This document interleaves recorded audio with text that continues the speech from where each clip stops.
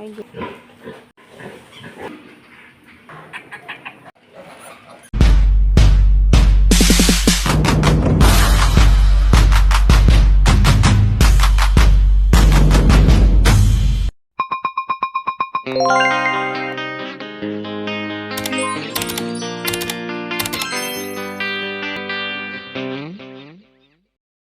Hi mga kababoy, ngayon naman po ay ako'y magpapaanak ng alaga kong baboy.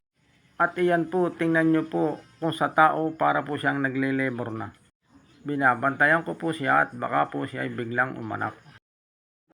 At ngayon po, ako po muna ay kakain, baka po ako'y abutan ng pag-anak ay di pa po ako kumakain. Pagpasensyahan na po ninyo ang aking video at ako po'y nagkamali ng anggulo.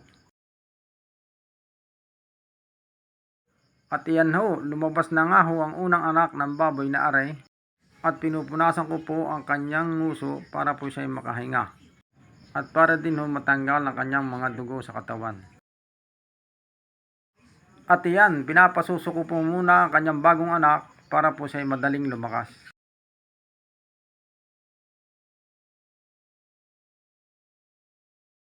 At iyan mga kababoy, tingnan nyo po ang buntot niya, nagbabadya pong lalabas na po ang isa uli.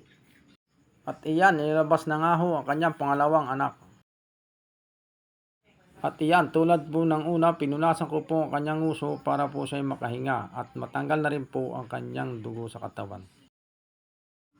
At dito naman ho, tinatalian ko po ang kanyang pusod at akin pong puputulin.